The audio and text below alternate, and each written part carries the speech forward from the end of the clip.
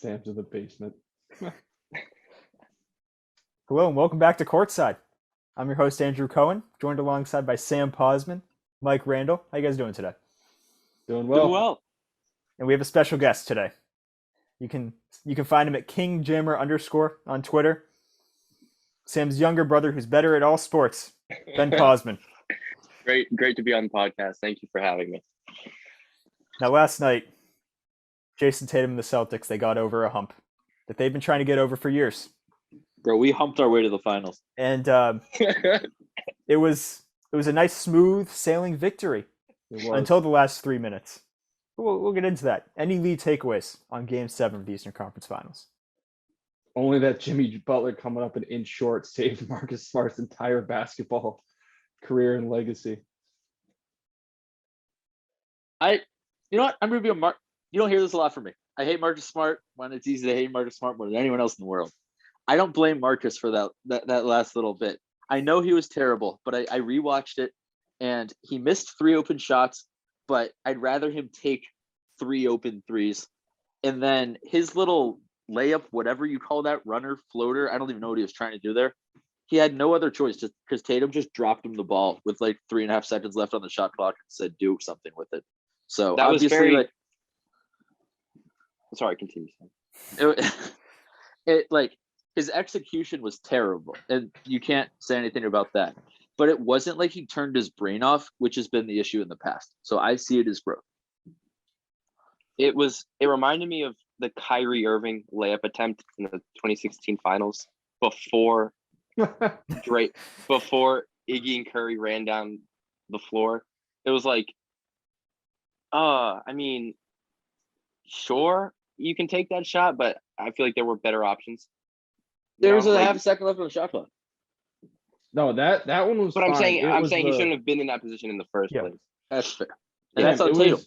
It was getting the ball from Tatum out of the double team and not going and finding Jaylen Brown. Exactly. Like Andrew and I were just talking about this, and he made a good point that those are good shots for Smart to take in the second quarter when you're just running offense and you get open looks. But at some point, time and score comes into it, no matter how open you are. The first one, fine. Maybe even the second one.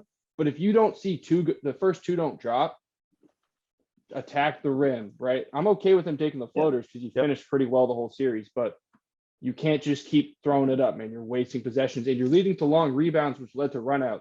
And that's what got on top of them quick. They couldn't set their defense. Yeah, like none of us thought he was making that third 3.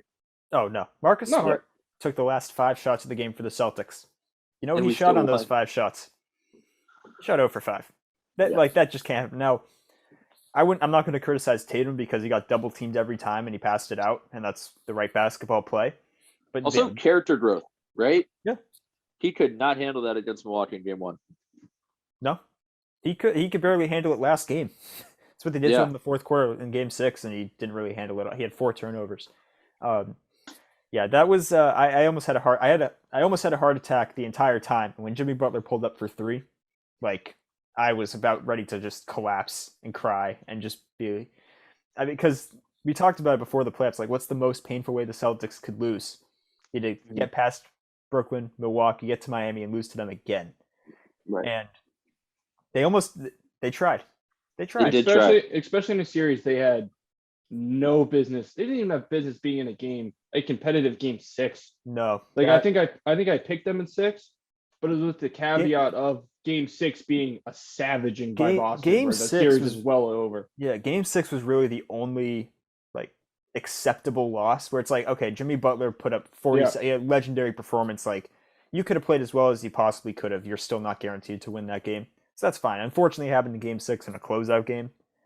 But the thing I'll give them credit for in Game 7 is they came out and off of every turnover, every miss from Miami, they were just running. And that's how they built up their lead. And I thought that was character growth because that's something we've wanted them to be doing forever. And they just, for whatever reason, they're really good at it when they do it. Most NBA teams are, they just wouldn't. So that was good to see.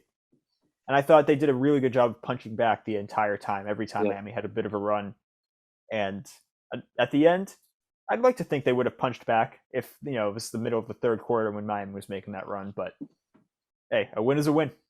Well, I think they even win overtime had they gone. So I agree with the punch back. I think they've been doing it all game. But that leads to the question. I'll throw it out to any of you guys, Yep. Ben, if you want to take a run at this first. What do you guys think of Jimmy's shot selection on the pull-up three with, I think he shot it with 16 and a half seconds left.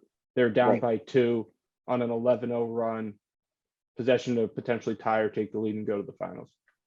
So Sam and I were talking about this a little bit earlier. That's a shot that I encourage him to take that shot. Like, and if you're a Miami fan and you're going on, Instagram after the game, you're like, oh, Jimmy sold. I think you live and die with Jimmy Butler taking that shot right there. You have momentum going your way.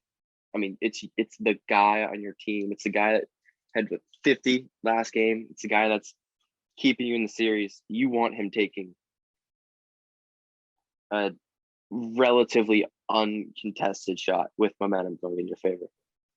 So I like that. I like that shot by Jimmy. Like the alternative is they swing it around and it ends with a Max Strus 3 in the corner, and like, well, I think at least from what I saw, that the alternative is he takes it right at Horford, and he either gets fouled, potentially an and one, potentially goes to the line, where I think he makes the free throws, or he just finishes. He's been finishing well all game. So I think that's the more likely of the two scenarios. He either shoots that or goes at Horford. But if Tatum drops off, Sam, you're right. He kicks it to Strus in the corner. Yeah. I had no problem with the shot. Like, even if he goes to the rim, like, no referee's going to call that foul with 12 seconds left in the game. Say what you want about Scott Foster, highest correct call percentage in NBA history. Like, he's not making that call. And plus, like, Tatum was, I mean, it's easy to skim over Tatum just going full, like, ice in his veins, like 2 big shots down the stretch to really ice it. And you go to the rim early, like, you're giving Tatum another chance with the ball in his hands off a timeout because he made 2 left. So I think he made the right call. Like what Ben said, you live and die with Jimmy Butler shooting the ball. Yeah. I mean, at the time, as I said, it gave me an absolute heart attack. I couldn't believe he took the shot for 2 reasons. One, the balls to actually take that shot when you're just the absolute killer instinct. Really just proved he was Michael Jordan's son in that moment. Right. So it's Sure. kind of the opposite of the Marcus Smart situation, where if it's the second quarter of a game, you don't want him taking that shot at all. He's not a very good 3-point shooter, as good as he's been in the past couple games. But at the end of the game, and people have been saying this, kind of all day and in the aftermath of yesterday's game, where Miami is just so depleted and they have a bunch of injuries all over the place, and to go to overtime would have been a lot to ask, especially of Jimmy Butler. And so I think he in that moment was like, if I hit this shot and we go up 1, Boston's not going to score. Like, we'll D up, and we'll have all the momentum. We're at home, all that. So I respect the shot, and I think at the end of the day, like, it's Jimmy Butler. It was a relatively open look. Again, the quote-unquote right basketball play might be to drive to the basket and get a layup, because he probably could have. He was that dominant all game, but he was just the past 2 games, he had just been too dominant to not take that shot. Yeah. So I agree with all you guys. I'll add a little bit to it. So I was watching First Things First this morning, and Nick Wright was pretty adamant that was the correct play for a number of reasons. You guys outlined a lot of them. I think the big one is Miami, Andrew, like you just said, was so depleted. That was Jimmy's only shot of the last 5 minutes. And that wasn't because he stepped off the gas pedals, because I don't think he had any gas left. He was just cooked. Right. So he gets momentum. He's coming downhill. And surprisingly, I saw this stat today. He shoots 47% on transition pull-up threes.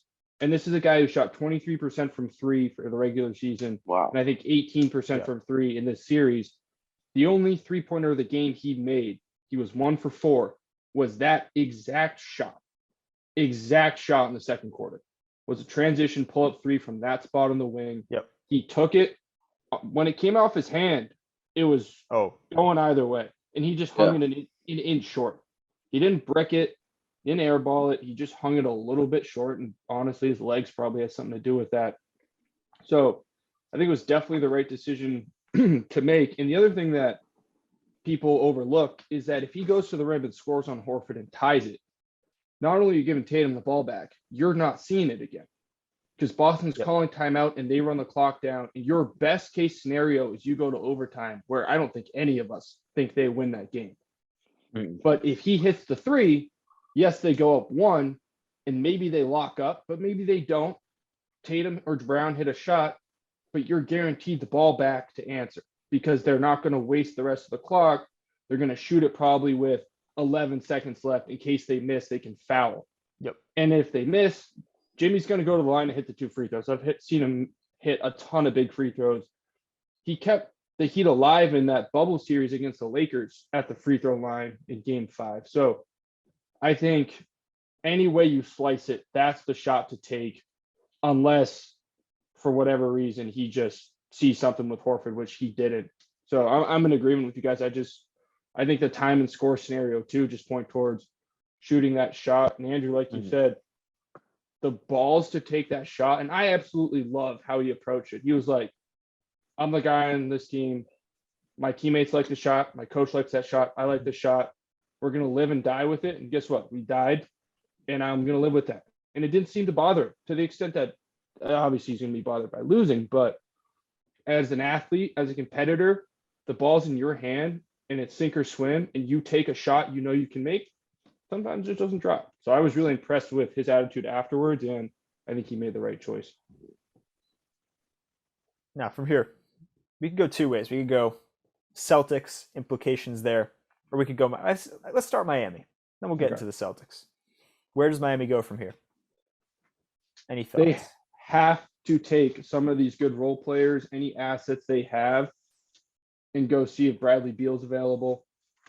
I don't think Damian Lillard's probable away with what they have, but they got to get someone else that can score, man. They could not score in the half court for the majority of that. I mean, the reason we're all like shocked at the outcome of this series almost, even though the Celtics won, is like for probably, I want to say 65% of that series, you're watching it and you're like, how on earth is this a close series? Yep. Like these two, I think I was texting you guys earlier in that game, like these teams aren't in the same stratosphere. How is this close? Yeah. Like sometimes you just want right away. Sometimes you want to be able to like comprehend how Miami could possibly like get an open shot on a half court set. Like they just Kyle Lowry, like there's just no way they actually get a shot out. Yeah.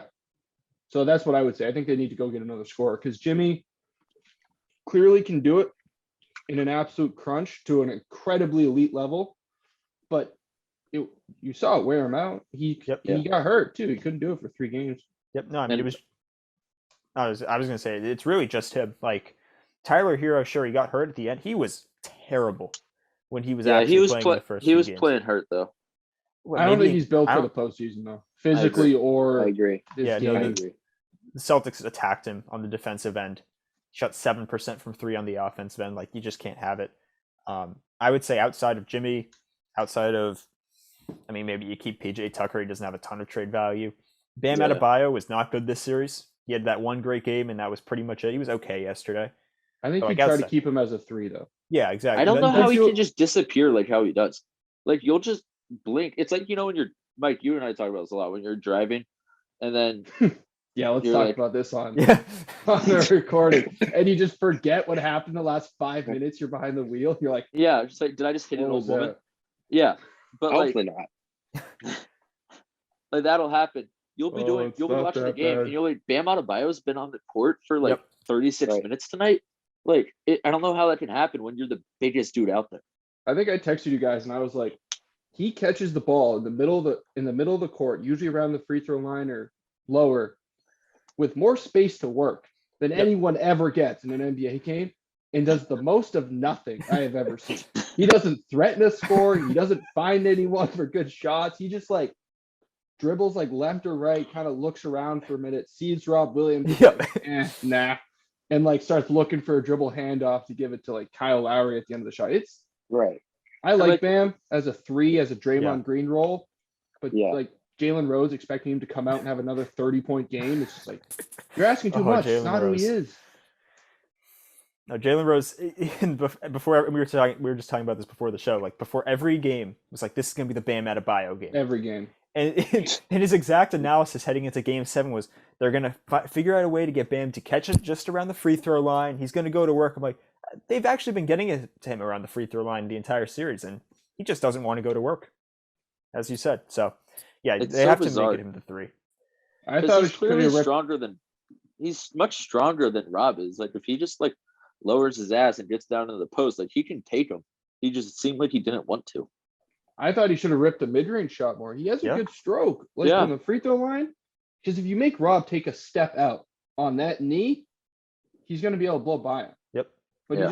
he never threatened him enough there that Rob did anything but stand under the rim. But Mike, to your point, it's like the expectations for him were too high in this series. Like the reality of the Miami Heat situation is this: they have a guy who can take them to the NBA Finals. They are one game away from going to it again.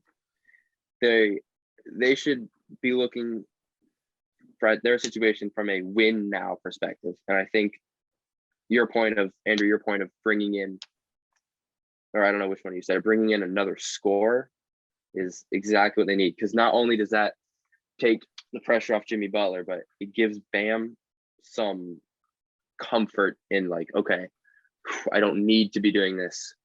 And then he's able to just kind of like play his game even more. Yep. I would trade Tyler Hero this offseason. You figure out how to get rid of Duncan Robinson in that horrible contract because they don't play him anymore. Lowry that's a tough one because he's getting paid a lot of money. I'm not sure how many teams. I mean, he was hobbling around, so you question how much of that was the injury, how much of that is just age. But Jimmy Butler proved a lot this series. He really did. He disappeared for a couple games in there because of the knee injury, and he fought through it the past 2 games and put up, 47 and mid-30s. But he needs help. If we never saw Kyle Lowry in the league again, that would not be the worst thing for basketball. Andrew and I were talking about this earlier. The flopping's atrocious. It's so just bad for the sport. Like, it's so bad. Yep. Because like Marcus will do the flopping, but it's not on every play, and he doesn't whine about it immediately afterwards. Like every time they pan to Kyle Lowry, he's just in the referee's ear. Yeah, And exactly. And Marcus plays basketball, and if he gets hit, he flops. Lowry doesn't play basketball. He seeks to flop. Yeah. No, the play at the end of the first half, 7 seconds left. They get the ball, and I think they're down 9, and they ended up scoring, or down 8 or whatever. And Lowry's running up the floor. His entire strategy was to run into someone and fall over. And he got the call, and he got 2 free throws out of it. And that's what he was doing all night. The play that was absolute karma for him was early fourth quarter. He tried to do it again to Grant Williams off a screen. He fell over, didn't get a call, and had to call a timeout, which left Miami with just 1 for the last 9-10 minutes of the game. Yeah. Awesome. Yep. But we'll see what they do with him. I'm not quite sure how to approach that one. He should have lost his timeout privileges after that. Definitely don't put it past Pat Riley to swing something, though, because he knows. Yeah. Right, he knows how close he is. Yeah. And honestly, they were pretty banged up. But so was Boston. I also think that it was more of a Boston just somehow let you get a couple more games than they should have. No, Boston, second half of game 1, they just took their foot off the gas. Game 3 of this series was inexcusable. They just did not show up ready to play. But when they were focused, they were clearly far and away the better team. Yeah. So, speaking of the Celtics, they finally got over the hump. They did it. They did. When Smart finally hit those 2 free throws and the game was over, I'm like, oh, holy crap! They actually did it. It was I couldn't believe it, especially the way the last 3 minutes went. But I thought we would find a way to not find a way. But Eastern Conference runners up, no more. Nope. No more. We don't hang banners for Eastern Conference championships in Boston. I love that. We don't. Love that. So the interesting stat I heard flying around even before this series is kind of flying around for a while is there have only been 3 teams in NBA history to make the finals where their 2 leading scorers were both 25 or younger. So that all of them lost to the finals, and most of those teams didn't get back. I think Mike has a good transition from this. No, I don't. But Ben, that goes to the point I want you to speak on when we start previewing. All that was my trade. That was literally what I was talking. That was no, because let's talk about. I was thinking. I mean, we can go there now. I was thinking we'd talk about the West a little bit and then go to actually previewing. If that's okay, Sam, we can go to it. But. No, it just works less poetically, but sure, go for it. My bad. I don't have the same artistic flair for podcasting. Yeah. I agree on that. Well, I think we'll talk about that more when we preview the finals, but it just shows like how rare this is for them to be there. And I think a huge part of it is the fact that they've been to, for Brown and Smart, they've been to 3 for, or this was their 4th for Tatum, this was 3rd. And this was really like the first one where you're like, they absolutely are supposed to win this series. Like they against Miami in the bubble, I think it was more of a toss-up than a lot of people wanted to admit in terms of Celtics fans. Like I think a lot of Celtics fans got by the Raptors and were like, we're going to the finals. And I'm like, this team's really young. And Gordon and Kemba were hurt. Yeah. And their only center was Daniel Tice, who got emasculated by Bam Adebayo. Bam sees Tice and turns into freaking David Robinson that year when he needed to win the scoring title. Yeah. And the then 70-point game. Drop 70. Then sees Rob and turns into Kwame Brown. But but I mean, exactly true. The fact, like this, by the way, now at this point, I think regardless of whether they pull off the finals or not, this is maybe the greatest single season turnaround I've ever seen. No, it's the greatest single season turnaround in NBA now, history. if you win the championship, it's without a doubt. But just getting to the finals, getting over that hump. I also think the tweet, the energy is about to shift is the coldest tweet. Like, yep. I love that so much. And then to back it up too. Yep. And then for Bam to say that, and then they're like, no, actually, you can't say that, and they win the series. Like, I just think it's just cool. Like, it's just cool. I think pretty cool. Okay, it is cold. Sam and I are talking about something in the car. I saw a post on Instagram, and whatever it was about, it called Brown, Tatum, and Smart a big 3. And I don't like the term big 3 being thrown around to just a group of the best players on one team. I think you need to have like some actual parameters for that. But I said to Sam, years down the line, they're going to look back at the Celtics team and they'll be like, all right, they had the defensive player of the year, a first team all NBA guy, and another all-star who was like 24 a game. So I think the term big 3 might get put on this team by people who didn't see them play, but I personally wouldn't give them that distinction. I personally think it's got to be 3 all-stars. Myself. Yep. Now, Smart is a more valuable and better player than some all-stars you could probably include in a big 3, but for that moniker, to the extent that it matters at all. Donovan Mitchell. Sorry, I didn't mean to cough there, guys. Donovan, you want to do this now? No, we are not doing Donovan Mitchell right now. This man is a bona fide scrub. Is so much better than Marcus Smart. Oh my god. He has small hands. Oh my god. The Donovan Mitchell catch. stuff. Doesn't have a post move he can commit to memory. Donovan Mitchell is better than Marcus Smart at basketball. Donovan Mitchell's like one of the for that. Sam, Donovan Mitchell's one of like the 8 people ever to average 20 points a game for like every single season they've been in the league. Oh really? How many times has he made it out of the conference finals? How many times does he have Rudy Gobert on his team? Literally every single of the time. He's not the best defensive player in basketball according to many. He doesn't. He can't even do it. He has the best Frenchman to play the game. Shut up. He has a lanky immobile scrub who he passes to twice a game. In the words of Bill Simmons, in the immortal words of Bill Simmons, Donovan Mitchell is CJ McCollum with a better PR team.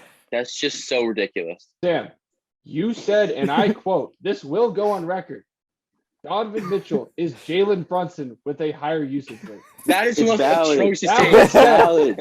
No, it is not valid at all. All you have to do is watch basketball. That is the most atrocious take I've ever heard. Comment.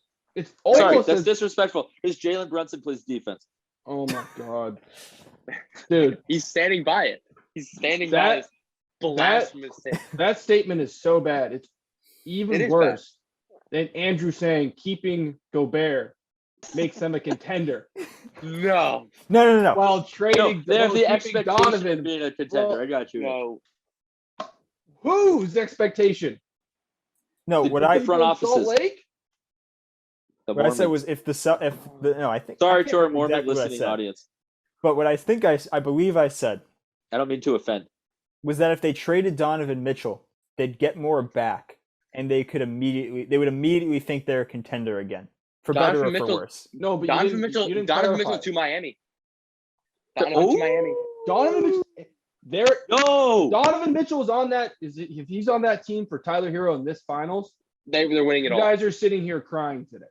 Yeah, Shut up, that's fair. There's no, You just- like no Sam- question. Sam is They sitting win here- that series if Sam is sitting here in like eating ice cream wrapped in a blanket after he's been crying. If Donovan Mitchell is on the Miami Heat, Sam, Donovan Mitchell is a 28 points per game playoff scorer. That's very impressive. He sends the Not Celtics to mention- home if he plays next to Jimmy Butler in this series. It and probably that, and that 20 and that No, and that it's six. 2020 series against the Nuggets, Mm-hmm. he was he averaged 36 in the playoffs in that 2020. That was very impressive. Hate to do this, but he did lose. I'm He kidding. did lose. He did lose. He did lose, Which is after really having a unfortunate. It 3-1 was lead. really Right? unfortunate. Like, It was. I felt so bad for him when However- Connor let's all say it got together. Yeah. However, Empty they- statistics. like we said though, if Jimmy similarly to if Jimmy had made that shot against Celtics, like what if Mike Conley made that shot against the Nuggets? Like we're having a different conversation. Right, They like lose- Mike they lose to the Conley. Clippers in round 2. But It's Mike Conley, but it's also like it's really close. All right, Hey, we I need love to, Mike we need to Conley. move on. let's rein it back in. But on Hold the, on, on hold the- on, hold on. We Oh, need go to ahead. move on from the Donovan Mitchell. yeah, I was But gonna. I am going to defend this man. Sam, Yes, Donovan sir. Mitchell in the playoffs scores 28 points per game on 43, 37, and like 88 splits, right? Mm-hmm. Jason Tatum in the playoffs goes Oh, boy. 23 Oh, boy. points per game on 44% shooting. So he's got him there Tatum's by a a whole historically bad percentage playoff point, shooter. and then 36% from three, 83% from the line. So his ability to put the ball in the hole in the playoffs is not up to par with Donovan Mitchell. Now, Balls don't in holes, catch me. Sam. Don't catch me saying Scoreboard. Donovan Mitchell is as good as Jason Tatum. And if Jason Tatum had Donovan Mitchell's usage rate, I guarantee you he would have similar numbers. Man, his usage rate It's- is just fine. It's just fine. Bro, if That's Donovan not the Mitchell had a problem. Jalen Brown, if Donovan he'll- Mitchell had someone with the confidence of Marcus Smart, not the abilities, but the confidence, we're talking about this guy like he's Terry Rozier at best. No, Whoa! What Not- is happening? No disrespect to Terry Rozier right now. We're moving on. That's I say that's save terrible. this. I'm say sorry save this that when Ben Donovan Simmons Mitchell was the finds a better new team. player in his rookie Wait, class. when Donovan Mitchell gets was a rookie. when the when Jazz Donovan blow it Mitchell up this finds a new offseason. We'll discuss when he this finds more. a new team, I think Sam has the runway that. For now, if I have to hear another Jalen Brunson comparison, I'm gonna walk For the down record, 2 flights of Jalen stairs. Brunson's really good. Yeah. He's really. I don't That's want- not a slight. I don't want people to think I'm slandering Donovan Mitchell. I'm just Sam, slandering I will Donovan walk Mitchell. down 2 flights of stairs and rip the Bose headphones off your head if I hear another Jalen Brunson comparison from Donovan Mitchell. Bro, Jalen Brunson's that guy. Hey, speaking of Jalen Brunson, Western Conference Finals. Oh boy, I got something on this. Oh, Please go, Sam. please. let's hear it. Let's look back in the NBA and look at all the ISO heavy one guy crazy high usage rates. How did it work in the playoffs? You got Luka this year. You've got Russell Westbrook. You've got James Harden. You've got Allen Iverson. It can go on. It doesn't Yeah, work. Those were really disastrous playoff runs, don't you think? You can't win with it. Allen can get far. Finals Iverson in appearance against Allen Kobe Iverson- and Shaq. Allen That's Iverson in in the finals. 2001 was a mess, Sam. I mean, you're right. You're right on, dude. Like the ISO game of AI in 2001, he went out in the first round, right? Got smoked. I think No, he had no. Andrew. Andrew, what's It his can second best player on 2K? 71, 69. He should have got swept in the first round, right? Well, There's they no had a way. player starting at small forward named George Lynch, who Yeah. legitimately does not contribute anything on the basketball court. Can I continue? So they must have gotten Can swept, I right? continue? Can I continue? Because it doesn't work. Can I continue? Yes. Please continue, Sam. Continue. LeBron did in 07.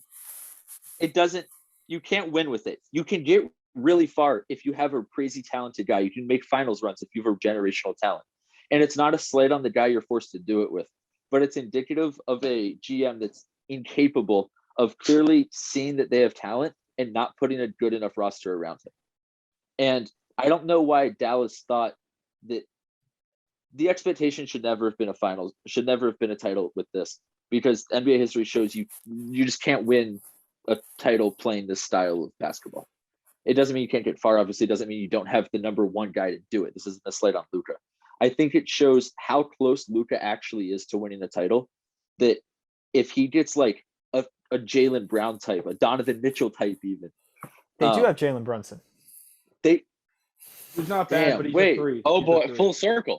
Yo, a I think I 3. just undermined my whole argument about You Jaylen did. you You did. really just did. You got yourself in the trap that we didn't even set for you. But I think it shows how close Luka is. But I worry. I think Mark Cuban, honestly, like, is just a smarter guy than like Daryl Morey is, admittingly. I'm very low on Daryl Morey currently. But I think Dallas as an organization is going to realize, okay, we can't just run Luka into the ground for the next 10 years and say, just screw your way to a finals. Like, you please give him some help for people that like watching basketball. And as a out of the closet Golden State Warriors fan, shout out Aaron Wiggins. It pains me to see Luka not have the support that he deserves. Mike thought I was going to slander Luka, and I said no. I was, because I've heard some Luka slander from some people who I cannot believe are paid money to talk on television. Can I just say I hate when a superstar does everything to get your team far enough, and then they're the ones whose fault it is that they don't win. Jimmy Butler versus Luka the past couple days. Interesting. One guy's getting all the praise. One guy throughout his team was losing at halftime, and the guys at the halftime set were pants off for him. Yo, Jimmy Luka Butler Doncic apparently has the heart of a champion without ever winning a championship. So Yep. You're going to have this happen with Luka, and it happened with LeBron, where he's so good so early. He's going to start getting into conversations before people think he's ready, and it's going to offend people, and they're going to unfairly look to criticize aspects of his game and the results when it's quite unfounded. Like, if they add a second scorer, a Bradley Beal, a Donovan Mitchell, and he doesn't shift his style to incorporate them, and it still becomes this ISO heavy ball that, Sam, you're right, doesn't end up winning a title. It can get you deep if the guy's good enough, but yeah, then sure, unleash all the James Harden criticisms you want. But the people shouting for him to share the rock on this team, guys, he averaged 9 assists a game. Jalen Brunson averaged 23 points a game and got just as much work as he wanted in the postseason. The team is not built for that. It literally is just Luka, Brunson, and a bunch of guys that could only catch and shoot. Yeah. What do you want? What do you want to do? Give Maxi Kleber the rock on the perimeter and let him go to work? Like, that's how the team was designed. Let him cook. They have to bring in. Remember when Grant Williams asked Ime to like start running plays for him? Yeah, that's awesome. That was funny. No, but Sam, you're completely right. To that point, they just have to bring in another guy. And the one thing we need to see from Luka, I'm not really worried about the defensive stuff. He's never going to be a great on the ball guy, but he'll get better off the ball. He'll get in the right spot. He's a big body, right? So he had a couple bad moments in that Golden State series, whatever. The game kind of got away from them, had a couple tough moments, but the only thing that we'll have to see in terms of growth from him is, can he incorporate another player? And the people who are already doubting that he can, I can't get over it. It's like people are acting like a 23-year-old superstar can't get better when every single great player we've seen in the league has noticeably added aspects of their game from the time they were young. LeBron, since that 2007 run, has added a jump shot. Jordan freaking learned how to incorporate other teammates. Now, he wasn't necessarily the guy distributing the rock, but he'd get out of the way and let other people run offense, right? So until Luka has 2 or 3 playoff runs where this is continuously an issue with someone who's deserving of more work next to him, he should really only be getting praise. I mean, they're one bad collapse in that series away from going 6. That wasn't a horrendous loss. They couldn't close a game against one of the most dangerous teams in terms of big runs and swings in NBA history. They responded well, facing elimination, and they just got outshot at home. The same freaking thing happened to LeBron against the same team, right? Like he was overmatched. Some of the criticism I've heard and saying you weren't giving it to him, but I think it's ridiculous. I think he's the best young player in the sport, and besides Giannis, he's got a real case up with anybody. Mike, I didn't realize we were still talking about Tatum. We're not, and we can have that argument right now. It's kind of looking for it. Oh yeah, little nugget in there. Well, but... so I was gonna say in the NBA, if you just look historically, the teams that win the championship, and I alluded to it before with the young duo scorers on the Celtics, but like most teams that win the championship are veteran teams who it's like they had to get over a hump. They finally got over that hump, and then they finally won a championship eventually. Right now in the league, though, it's like I think the way, right, like when you looked at the Celtics and you looked at Tatum and Brown, right, part of the reason some people wanted to break them up, it's like it feels like they've been together forever. They've made a couple Eastern Conference Finals runs. They haven't gotten over the hump. They have to do it now.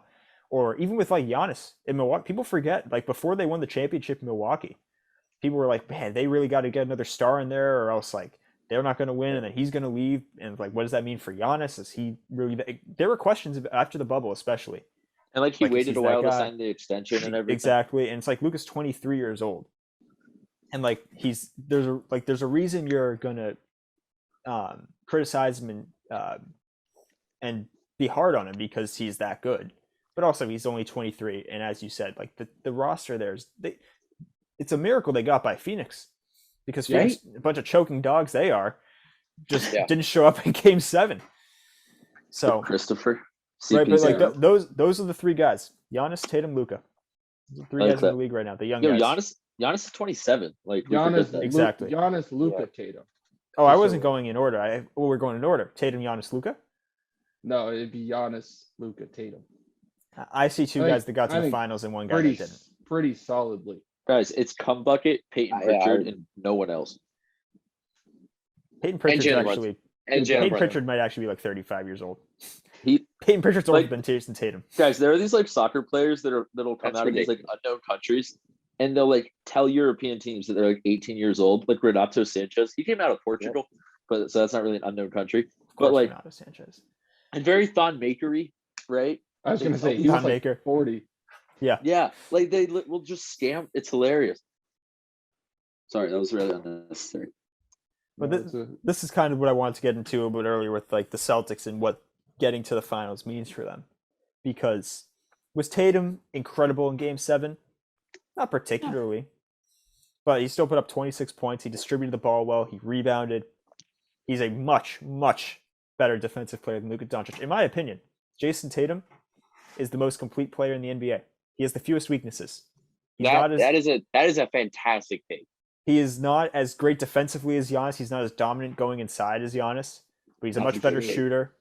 Passing Giannis is probably better right now, but Tatum's shown a lot of promise. Like, yeah, Luka's a better passer. I was really impressed with his passing. Luka's a better facilitator. Scoring, I think I think Tatum might be a better pure scorer. Like if you just look at it, but like you say, go get a bucket. Luka can get any shot against anybody at any time on any spot of the floor. Okay, it's so weird how it's true. He can't get pushed off his spot. Yeah.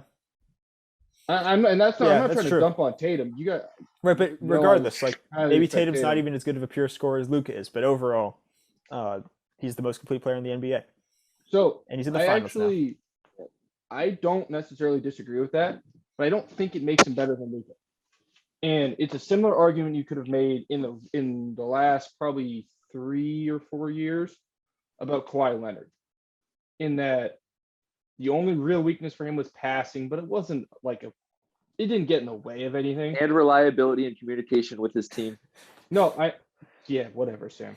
Kawhi, hater Sam Cosman. I'm more just getting uncloseted. In terms of his ability on the court. You can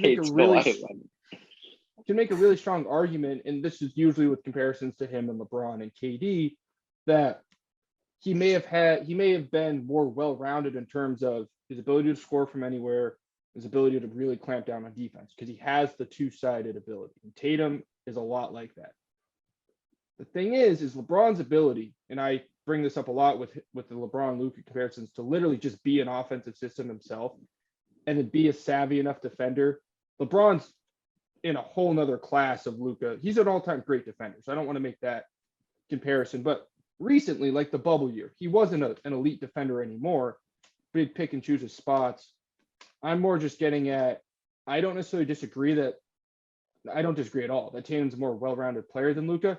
I just think what Luka does so exceptionally well still puts him ahead in terms of his overall impact than Tatum, even though Tatum might have actual fewer flaws just because of his big plus on the defensive side.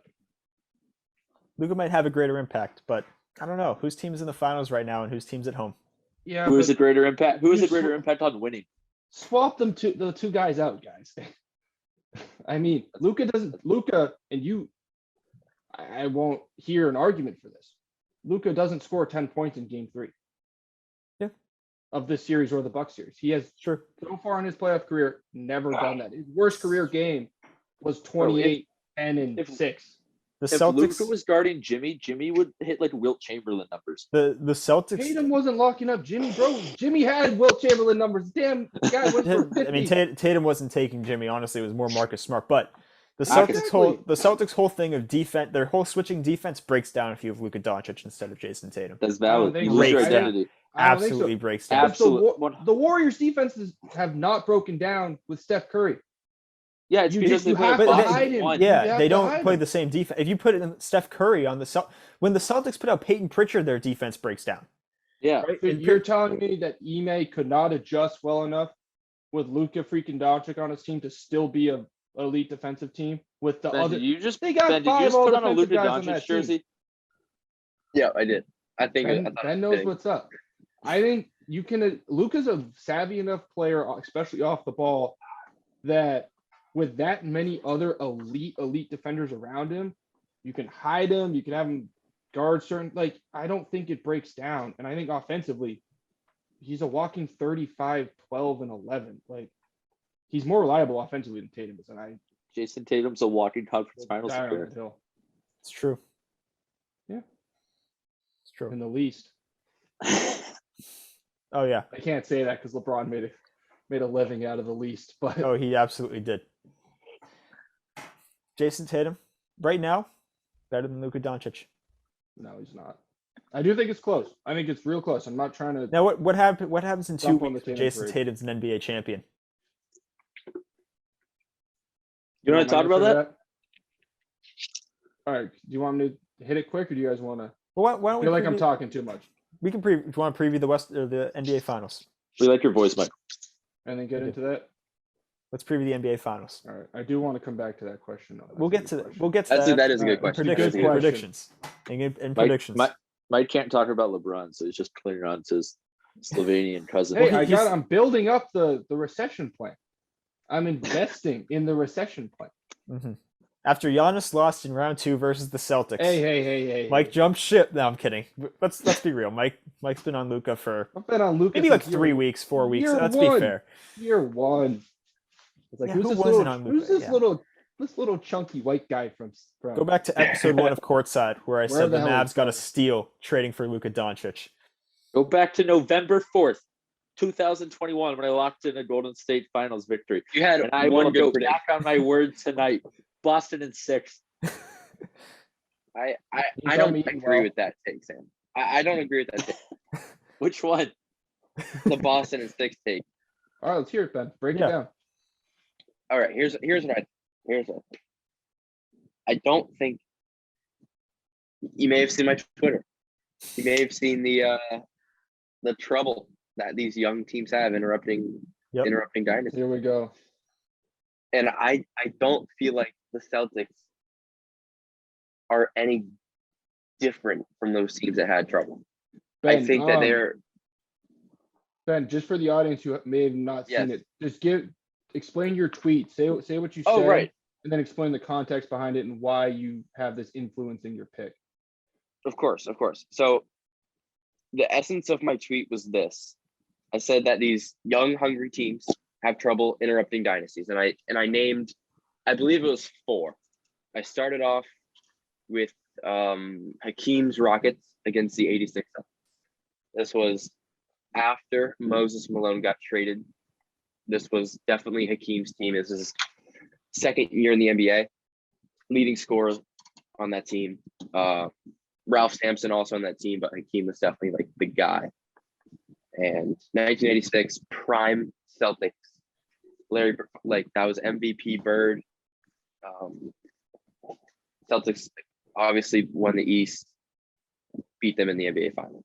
The next example I named was also involved Hakeem, although this time he was not on the receiving end of it. And it was the 95 Rockets against Shaq.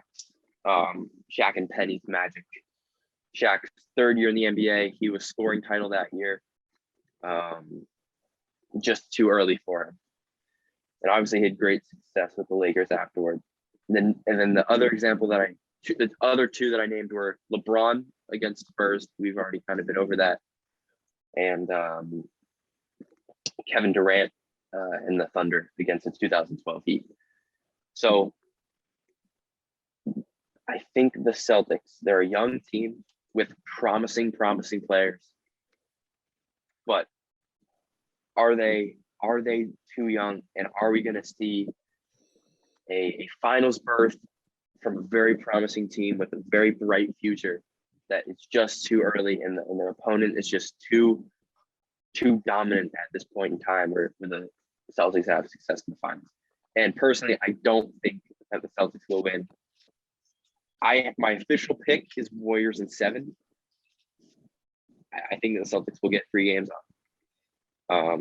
I think it will go to 7, but we're witnessing a very, very dominant Warriors dynasty, and the Celtics have just cracked the surface of what I think are the makings of a dynasty, over the course of the next 7 years, whatever. But I think at this point it's just too early. I mean, I think that they have everything that it takes. It's going to take a little more time for them to get to that last step. My counter to that would be a lot of teams, their hump is winning the finals. For us, it almost felt like it was a little like late 80s Bulls where the hump was actually within our own conference. And then once we got to the finals, we never looked back. Just like the energy surrounding the team for the last 4 years, that's kind of what I felt. Andrew, you could probably speak to this too.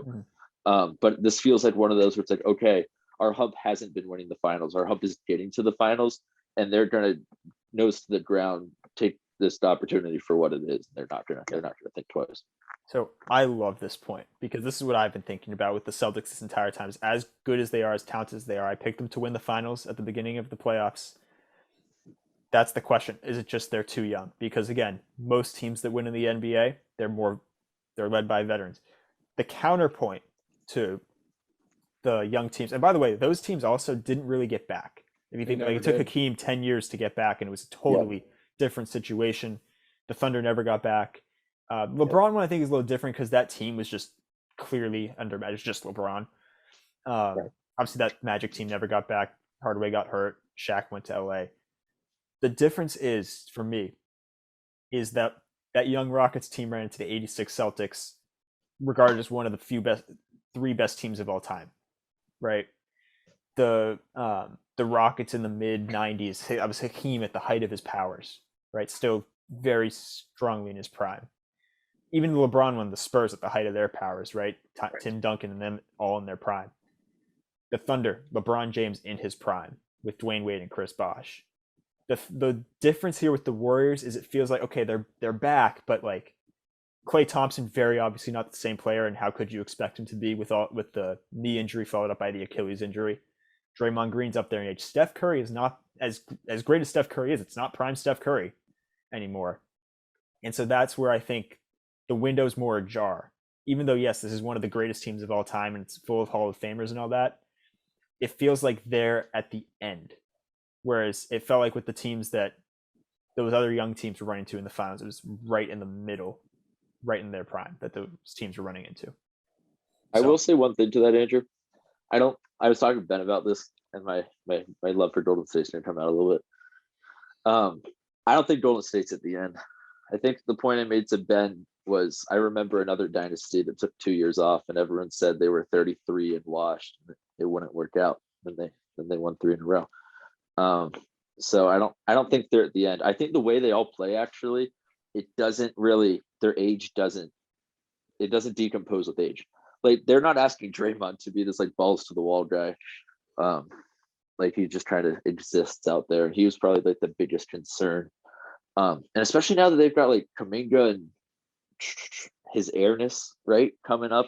Like, Right. a lot of those guys can kind of take like the difficult load, and handle the stuff that usually can wear you down. They play a very calm style of basketball. Like, it's super exciting to watch, but you look at the individual players, they just seem so like composed and just like grounded where they are. Like, and I think that sort of style has and will continue to help Steph Curry and Draymond especially just age without actually like aging. My prediction, my like hardcore prediction for this is Golden State wins game 1, and then Boston's like, okay, we figured out that we can just be crazy physical with them for every possession, and we are bigger than them in every position on the court. We can even match them small ball, right, if we need to, with Allen Grant.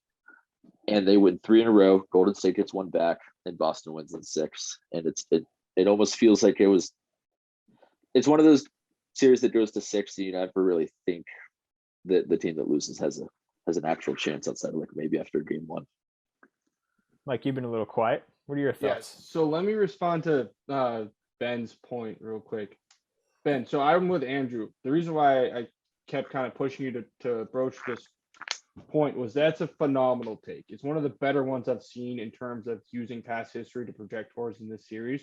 Now, I have a couple qualifiers for it and why you could look, you could kind of look at this from a different light. One is a lot of these teams are in really early runs. So the Kings Houston team, right? Moses has left, and that's like a baby version, and they're coming out for the first time, and they kind of break through, and they're like, oh, look at this, the NBA Finals. Oh shit, that's Larry Bird, whatever. Right.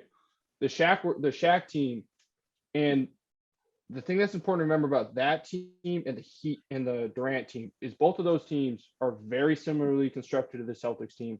They're led by dynamic young superstars who they had a little bit of experience in the playoffs, but not much. And they break through really, really early and get there. And all of them are being labeled as the next dynasty. It was all breached as, yeah, it's their first time. It's not going to be the last, though. There's no way. So it's kind of house money. I think what this list of teams really emphasizes is how important winning this is for Boston. This is not a house money series. A lot of teams that break through like this earlier and lose, and everyone, I think it's going to happen with Cincinnati and the Bengals. I don't think they get back for a while. I think young teams that break through early like this and they get a shot and they miss, they don't appreciate how hard it is to start that whole process over. You can have all the energy you want early and get through a year, but to do it year after year, guys, Giannis is coming back with a healthy Middleton. Whatever we think of Brooklyn, there is more talent on that team than just about any in the league, right? They're coming back. This Miami team might make a move. There's a number of teams out west that could reload or make moves and come back, right? Boston's in no way guaranteed to make this run. So I think it's really important that they take advantage of this. And part of the reason why I actually believe they will is the reason why I brought up a second ago how young some of these teams were, not just in terms of age, but playoff experience, is Boston's young on paper, but they have played more games in the playoffs as a group than pretty much any roster currently constructed in the league besides Golden State. The only thing missing is the finals experience. But I think Tatum and Brown, or Tatum, but Brown too, because he got there a year earlier, just surpassed Damian Lillard in playoff games played this year. That's a guy who spent the last 7 years in the playoffs, right? So they have plenty of experience in the playoffs. Sam, I do agree with the notion that their hump was the conference. Same thing happened with Jordan, right, in the Pistons. Same thing happened with that Bad Boys teams and the Celtics, that they just needed to break through and get there And there's been other examples of that recently too. So I think, Ben, I think it's a really good point, and there's parts of it that are definitely worth monitoring. I just think that this Boston team could be the team. If a team constructed like these were able to break through and get over the hump, I think Boston's the best setup to do it. And to your point, so Ben or Sam, I forgot, but I haven't really bought Golden State. Like, I know they're good. I know they're in the finals, but watching them, there's just something that's like, I don't know. I can't really jump yet. I don't know why. Part It's of it also is, like they haven't had a very difficult run in the playoffs. no, they haven't. And that's what I was going to say is it's very 2015-ish to me. I never, like, yeah, you get the ring. History will remember you as champs. That's not a championship team to me. They got break after break in the playoffs. They didn't have a very difficult run. And this team hasn't gotten the same injury breaks, but Ja gets hurt. Denver has their two other stars out. CP3 falls apart. CP0 falls CP3 apart. falls apart. A young Dallas team blows a lead. That has an impact on young teams a lot, blowing leads, especially on the road. So I think to your point, Sam, Boston can really get up in them. And if any team that breaks through this young has an opportunity to take down what's kind of the established power, I think they're pretty well positioned to do it. So it's going to be a fun series. No, Boston is incredibly battle tested, right? Like, Yeah, obviously they've been in the playoffs every single guy there. They've been in the playoffs the entire careers. They make runs most years. But the path this year, we pointed out, right? The revenge tour, right? We pointed out at the beginning of the playoffs. The last three teams they had lost to in the playoffs in those respective rounds, they went through and they beat. They swept Brooklyn. They beat the defending champ Milwaukee. They beat Miami 3 times on the road to get to the finals. They're battle tested. And like, for me, sure, like the end of game 7 leaves a bit of a sour taste in my mouth. But like, But Jason Tatum holding the Larry Bird trophy freaking sweetens it up real quick. the thing about the Celtics, they match up so well against the Warriors, where they have so many guys who can fly around on the perimeter and chase down Curry and Clay and Jordan Poole.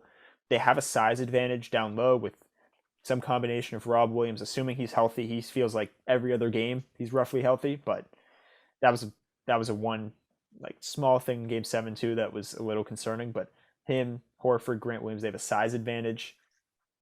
And the other thing, oh, go ahead. I was just going to say, I'm a little worried about the possibility of a Kevon Looney show if Rob is not himself. This dude's been like low-key best big man of the playoffs, and no one's talking about it. Like, he's like averaging like, Ben, he's been averaging like 17 rebounds a game. Now, it was against Denver's like white-ass squad of centers. Or sorry, not Denver. Or I guess Denver Powell. too. It was against Dwight Powell. And Let's Davis say who it was. That's what I'm saying. He hasn't gone up against. Al Like, Horford will have no problem with him. I don't not to downplay Looney, but that'll be an even I agree. matchup at the. I worst. completely agree. Just I was saying. thinking, Sam, you said that the Celtics will lose game 1. Uh-huh. I don't think that's a really good statement. I mean, they've lost game 1 against the Heat. They lost game 1 against the Bucks. I think that the first 3 games of the series are just going to be. It's going to be some ugly basketball.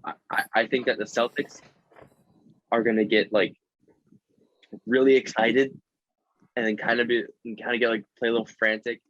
I think the Warriors are going to be like, okay, this is like the first team that we've played this postseason that can actually match up with us well and can defend us well. I don't think they're really going to figure out the Celtics. I could see a really ugly, like Tatum or Curry shooting performance in games 1 and 2. That being said, I think in the latter half of the series, I think games 5, 6, 7, if it goes to that point, are going to be remarkable. But I think for the first half of the series, it's going to be some funny basketball to watch. I just don't think that either team fully has their head in the right space. And Boston this year has not entered each postseason series, except for the Nets one. Except like they entered the Bucks and they entered the Heat, and they're like, "We sure we're sold on the Celtics team." So I don't know. I think the first half of the series would be And the teams are so different that it's almost going to be fun to watch them figure themselves out. Like Yeah, they're I different in agree. every way. They have different identities. They play different ways. Their best players are in different spots. Like they're in different timelines. Really, like everything about them is different outside of they're the two best coaches in the league.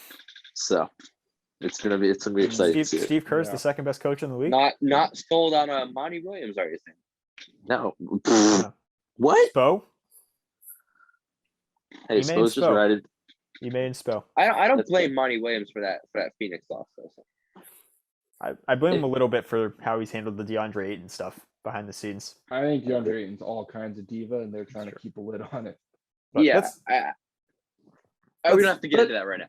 Let's Yeah, hold let's it to keep it- teams that are in the playoffs. Yeah. We did ban Mike No, from talking about the so- Lakers podcast for that very reason. one key Sorry, thing. guys. One key thing in this series that, and it goes back to the Celtics road, is the last two teams they've played are great defensive teams, and the Warriors are a great defensive team too. Second best But- defensive team in basketball. It's true. But the Celtics, if they get Tatum switched, and because Curry and Clay are going to be out there all the time, Tatum gets switched on to one of them, it's barbecue chicken. So, Dude, if Tatum is switched onto anyone but Air Wiggins, it's done and dusted. so that's kind of the thing for me with the Celtics, is if they want to play the matchup game and that screening, let's get switches, like they can take advantage of, and even like Marcus Smart can take advantage of Steph Curry a little bit if Marcus Smart wants to take it to the basket. Like when he's done that, he's really effective at it. It's a shame he settles for so many threes. It's really a shame because he's good at Drew finishing Holiday, inside. man. Yep. Drew Holiday syndrome. Yep. So that's another thing to look out for where, and it goes back to like it's part of the reason why having such a good defense matters for the Celtics is there's not going to be a point where the Warriors are going to be like, all right, let's get Steph switched on to someone on the Celtics. And it's like maybe Al Horford, maybe Rob Williams, but they are two of the better bigs in the league at defending guards. So that's a big factor as well. Whereas this, right, you can't, if you're the Warriors, it's like, all right, let's tire down Brown and Tatum by like switching Steph on them. It's like that's not going to work out well for you all the time. Yeah. So, whereas the other way around, it would work for the Celtics, presumably. Who's your pick, Andrew? Celtics in 6. Let's Wow. go. I like it. I want to ask a question. Yeah. If we get, I think it's safe to say that we're not going to get some huge performance out of Steph Curry. I think he's going to average like 27, 26. I don't think we're seeing like a Steph 45 piece. But I want to ask this question. If Andrew Wiggins is like a 20 a game guy for like most of the games, and then he drops like 40 in one game, and the Warriors win, what are the chances that we see yet another Finals MVP taken away from Steph Curry? I think And- someone would have to really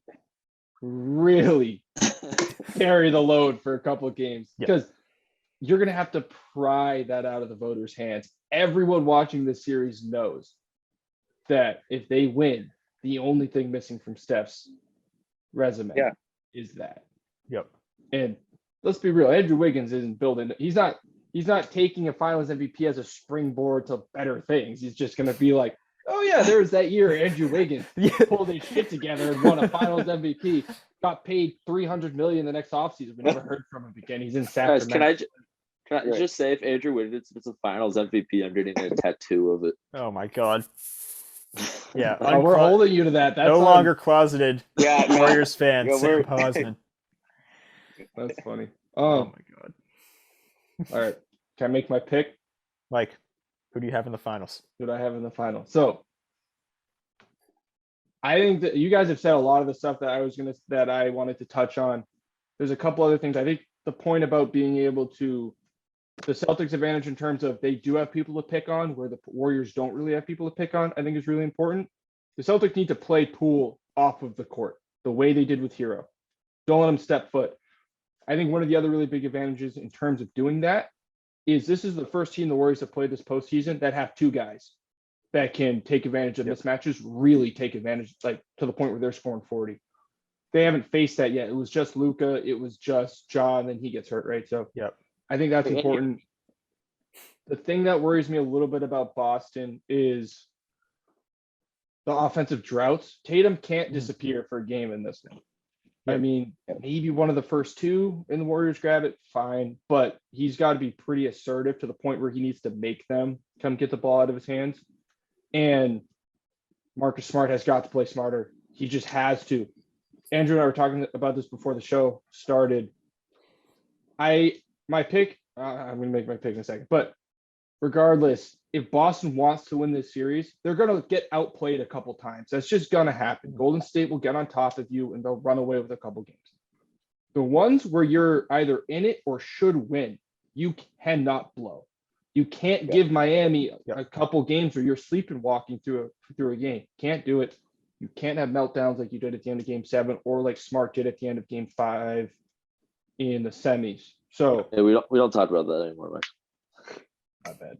Ron's bigger and better things. I think he can do it, but I think the team just needs to be a little more focused. And then the stat that I think is really going to determine a big part of the outcome in the series is going to be the turnover battle, because they are so well matched elsewhere. Golden State just loves to throw the ball away. I mean, if they didn't turn it over like they did, they'd probably be the greatest offense we've ever seen, but they just love to throw it away. Boston has guys all over the court that can take advantage of throwaways, right? Anyone who gets that steal can take it the distance for the most part. That being said, Boston's got to clean it up too. They're not quite as prone, but those Golden State runs will get on top of them quick.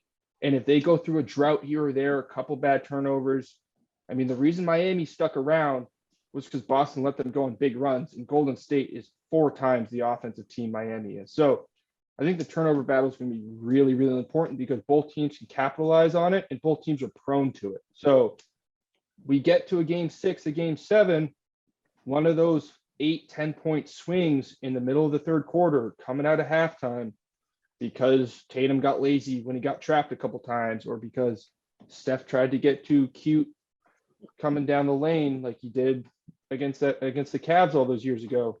That's going to get on top of teams. So I think in terms of like a statistical category that you can look to really impact the outcome, I think the turnover battle is going to be a really important one to look at. All that being said, I am a notorious Celtic hater. I openly rooted against them in the first 2 rounds purely for the pain it would cause my dear friends, knowing how much it meant to them. As a LeBron James fan, I have been conditioned to hate everything about the Boston Celtics. That being said, they have not been a thorn in my side since I've watched basketball. They've been the little brother. They're cute. They're plucky. They'll get a little farther than they should, and then Big Brother walks in and just kicks them out the door. No problem. No stress. I think you guys got us to an elimination game in 2012 when LeBron just scoffed at the notion of losing to the Celtics again and ended the Big 3 era. The Warriors, on the other hand, have not only broken my heart, but they have rubbed it in my face in doing so.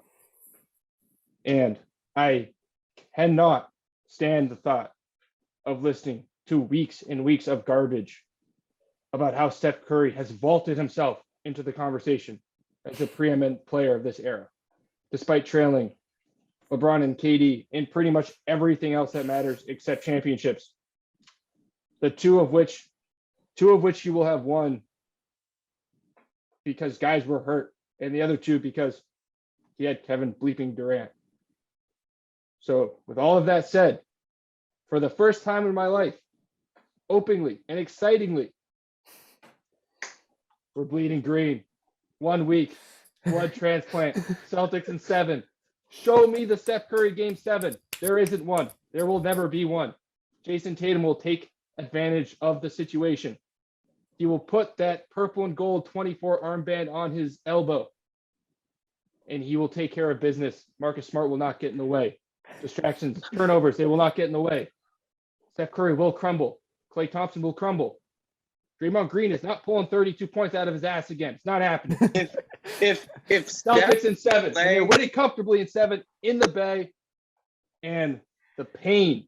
I won't know it directly, but the pain I know that will be in the hearts of all those bastards hold on. in California will be more than enough to satisfy me as we go into what will be a horrendous summer as a Lakers fan. It will be brutal. But knowing that Steph Curry didn't just tie up LeBron in titles and that we got a little more of a buffer zone, that will be enough. Let's go. Celtics in 7. We're rolling. I will say this. If Steph crumbles, if Clay crumbles, if Marcus Smart becomes a rational basketball player, it's Celtics in 4. Like, it's No. Steph won't crumble for the first 5 or 6, but they'll go home. That legacy will be hanging over his head, and he'll throw the ball out of bounds again. I haven't seen the moment. I got one playoff moment from him, and it's the Houston series like 2 years ago. That's it. I could totally see a see that Grant happening. Williams, J.R. Smith moment, though, No. in this No. finals. I could No. totally see No, it. That it would be a was Marcus unique to- Smart, J.R. I'm Smith speaking moment. it Yeah. into But like existence. even then, no.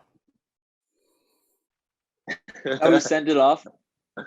Celtics in 7. Well, hold on. I want to throw in one final stat, and Mike can have the final word. Maybe in the Steve Kerr era, only one team has a winning record against the Warriors. How poetic would it be if that team took them down in the finals at the end of it all? Fast. Let's I go got a quick Celtics. question for you guys. I think I know what you're going to say, and I'm probably going to be good with it. But there's pretty big and fun player ramifications for this series, right? Oh shit. I mean, if we want to wait till the series ends and then just go, or Well, do you let's- want to project little a little bit and talk little about sneak preview. what it means A Little sneak tease. preview of what's going to A happen little in about a tease, week and a okay. half, A 2 little weeks. teaser. of why this matters for certain guys. The big one for me, I want to hear what Sam has to say about this because it's going to be something stupid. Is what do you do with Steph Curry on the all-time list if he wins the finals and wins Finals MVP? Well, we won't live in the fantasy land if Aaron Wiggins going for 40 in Game 7. Bro, that's not fantasy. It's real life. Steph plays well, wins the Finals Mark my words. MVP. He's got 2 MVPs, 4 championships, and a Finals MVP. Oh, God Yep. forbid. What happens to him, Sam? Where do you put him? You looking at your list? I am looking at my list. Yep. So right now I have Steph Curry at 12. Oh, Yes. he was at 11 last time. I know. I talked And myself. Sam, What has changed in the last 72 hours that he's moved? I think Sam remembered who Kobe Bryant was, and then was like, "Oh, right." Oh, right. No, no, I don't no. know about, no, you I didn't. don't know. It wasn't Kobe. I moved him above Hakeem or below Hakeem, which I'm now regretting, because Steph Curry changed the game of basketball in a way that will never be undone. And I think can that, hear that. I can hear the Hakeem argument. I'm fine. and I with think What that do you matters do in with legacy. the top 10 guys? So then, for me, the next 3 guys are Shaq, Wilt, and Larry Bird. And I think the most touchable of those is probably either Wilt or Larry. So if Steph were to win, that would put him above Larry in titles. Now, and they both kind of have the they didn't win Finals MVP in all their years thing. Now, obviously, Steph is more to an extent than Larry did. I can't speak to Wilt. Like, obviously, I was like, my parents were in utero when he was doing his thing. So like, that's fair. But like, at one point, he only has 1 title. If Steph Curry is 4, they It's both 2. changed. My bad. They both changed the game. I mean, my inherent bias is going to give it to the guy that I watched play basketball, and then that I was blown away by it on a night-to-night basis. And to, I don't know, the dude got 4 titles in the era of, never mind, in the era of Giannis and LeBron James. I was going to say Kevin Durant. It's not the era Let's- of Kevin Durant, though. Let's not do that. but But you have Steph over KD, correct? oh, by a fucking country mile. Sorry. God damn it. Whoa there, Sam. We made it so close. Anyway, yeah, I think this propels Steph into the untouchable legacy section of basketball greats. I think he's already there, but this cements it. Like, there are some guys that no matter what future generations do, their legacies can't be topped. They can't be touched. They can't be tarnished. I think Steph Curry, you get a 4th one, after everyone has said they say you can't do it. They said you shouldn't have traded for Aaron Wiggins. You said you're washed. You said Draymond's old. You said Klay Thompson's not going to come back. You say you're not a point guard. Steph Curry comes back. He gets his fourth, done and dusted for the rest of them. But Boston in 6. Let's go Celtics. In the dream world where Steph Curry, the Warriors win the finals, and Steph Curry gets Finals MVP, he is 100%. There's no debate ahead of Kevin Durant all time. Bro, he's already there. I already think he is too, but I think it's a debate that people have. There's no question. I would put him in the Kobe Bryant. Like, yeah, Echelon. Steph Ben, would be. don't do that, Ben. I will do Ben, it. hold up. Ben, you mean the Chris Middleton category? Don't get me started on this. All right, that was a great take. Steph will It not be was. up there with Kobe. He will not. Steph will think if never he be wins up a there with fourth- Now, Kobe. Andrew, is he up there with Larry? No. Because and we've talked about this, those 2 Warriors championships where they had KD. But it's like, okay, you had 4, yes. But counterpoint, 2 of those were basically a given. 3. Once you got to the finals, 3 of them were given. So okay, but 3 of them would have been the but- worst loss for a superstar in history had he lost the series going into them, considering the circumstances. But I would at least give the first one, like, okay, they came out of nowhere. It's not like before, because the way the NBA works is before the year, you can usually pick out the 2 or 3 teams that are going to be competing for the championship at the end. Yep. And for the years where Kevin Durant was with the Warriors, it was, well, there's only one team that's going to win. Mm-hmm.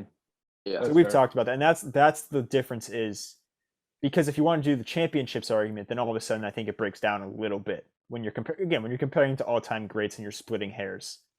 It breaks down a little bit. Now I get the whole change the game thing, absolutely, but I think he would have if he wins like 2 more, okay, but I think it moves him up for sure. I think it puts him in a category where there are a bunch of guys below him that just can't touch him.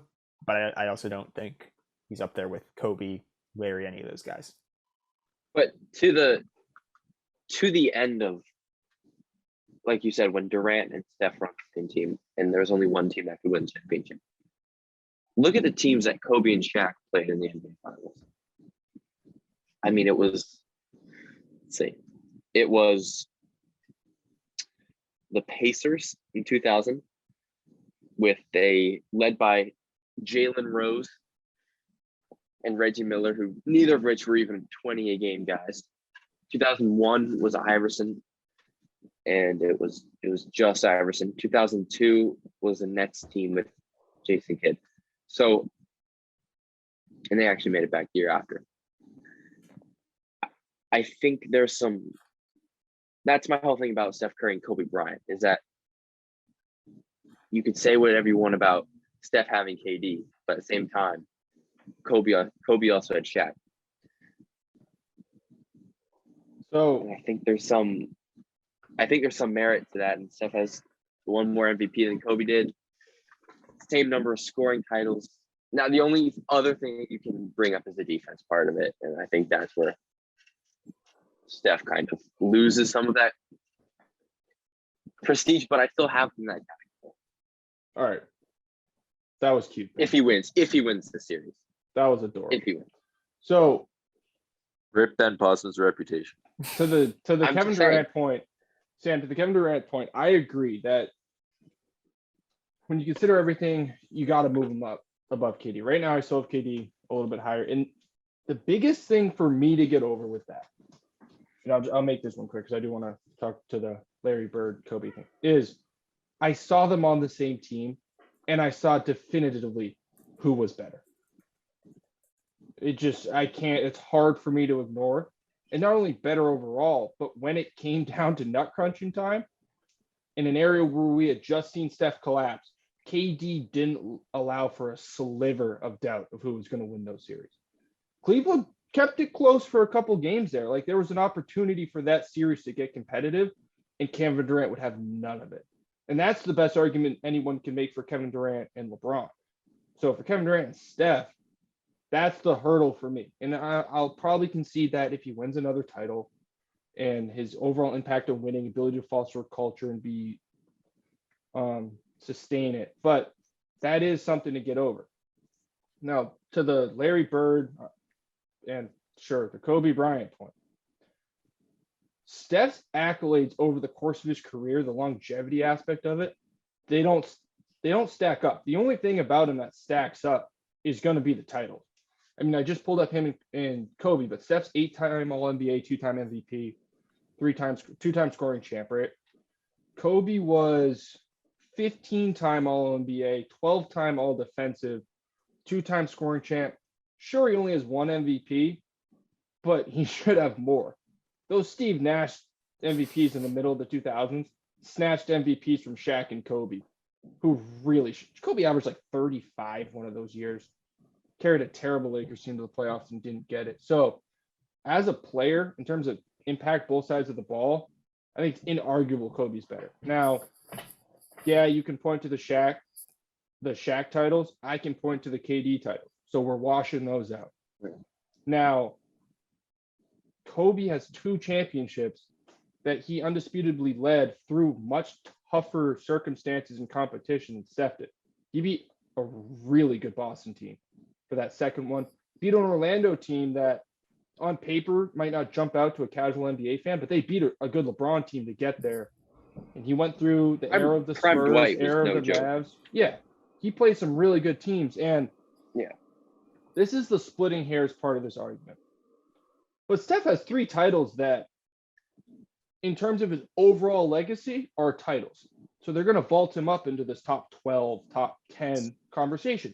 Once you get there, they're among the most useless titles any of the players in that category have. I disagree. Kevin Durant's are more useless.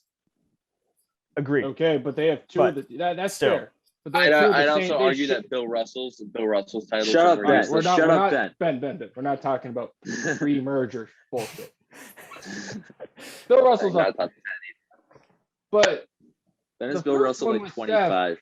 the first one with Steph, every single team they played in the playoffs that year, their starting point guard was out. And some of those guys were really good, right? So they're all missing. They get to the finals. Steph plays okay. The game changer in that series was Steve Kerr and Andre Iguodala and the system overcoming one dude who's carrying a load like we've never seen. So they get credit for, like any team, for getting through to the end, executing, closing out, getting the title. But he doesn't have a title like, I don't know, like Jordan's last one in Chicago, or Kobe's one where he avenges the loss to the Celtics, or LeBron's one against the Warriors, where it was the weight of the world is on these guys' shoulders. The series themselves, the basketball aspect is working against them. They're facing the adversity,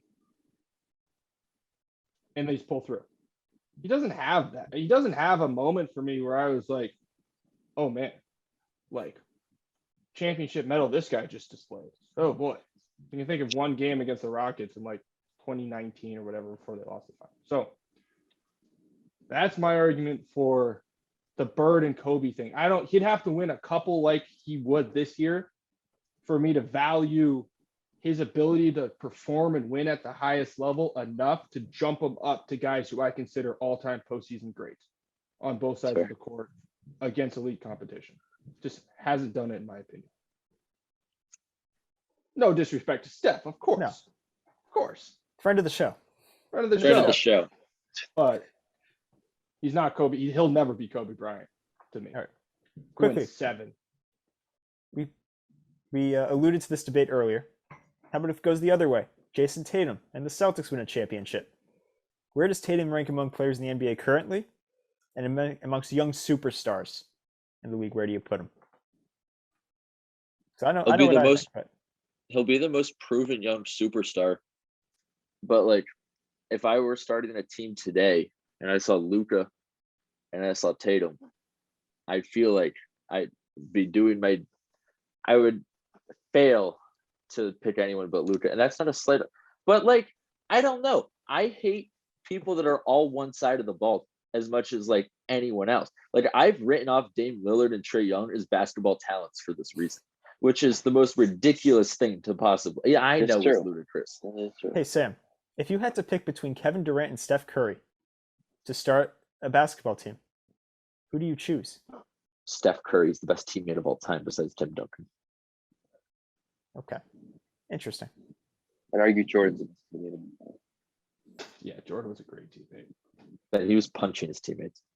That's the joke, Sam. So, Andrew, Andrew, my I think it's response. this. Andrew freeze. Oh, I Andrew's did. frozen. Oh wait, Guys, the Red Sox Wait, are so wait, good can- today. They can you only hear lost me? 10-0. Yeah, we can hear you. We can't. Your hand is Yeah. stuck. it is frozen on my screen too. All you guys are moving. My picture frozen. All right. Well, you can hear us. That's the Yeah. We important should part. make this the new logo. Ben, do you want to touch on the when Tatum wins the title thing? I like the confidence. I do. Here's an interesting thing. The Tatum Luka, like who would be the best after that? I think we've already kind of been over this. We've kind of grazed around it. Luka is the best raw talent in terms of all these young players. I think Tatum happens to find himself on a team in a system where he's given the platform to show how good he is. And like Andrew mentioned, his well-roundedness is just, it complements that platform so well. So I still feel like basketball talent-wise, Luka has the higher upside. But I'm not going to tell you that the 24-year-old first-team All-NBA guy coming off an NBA championship and likely a Finals MVP is not even the best youngster in the NBA. That's valid. So I But know like- you. Oh, that's a good answer. Mine would be, I don't know if we had this conversation on the pod or not, but so personally I would pick Luka for the reasons I talked about earlier, so I won't get back into that. The finals would just elevate Tatum for me. It wouldn't, but not enough to catch up to Luka. My argument would be, Andrew's back. My Yeah. argument, it would be the Joe Burrow argument had he won the Super Bowl. That no, he's not better than Patrick Mahomes. He's just not. But he beats him to get there. Has a very impressive playoff run, bunch of big moments, wins a Super Bowl. Yeah, he gets to make the claim. Until someone else comes and takes it from him, until Mahomes responds, he gets to make the claim. Now he didn't come; he came up short. So The difference is that Whatever. Mahomes had already won before. Yeah, Luka's not that's just like true. proven winner. He's this proven first-round exit. that's I don't have time to waste on that. Proven first round So- exit after dragging the Mavericks. I don't have the first time in his career he gets a competent enough team to win a playoff series. He goes to the Western Conference Finals. Whatever. I know. So I know. so for Luka, for Tatum, it's Drag. the same argument where he gets to make the claim, and I'd have a hard time coming up with a great argument to deny it because the resume in the postseason is going to speak for himself. Now, if we want to really get into the nitty gritty, I think he's been in an exponentially better spot to win in the postseason than Luka has.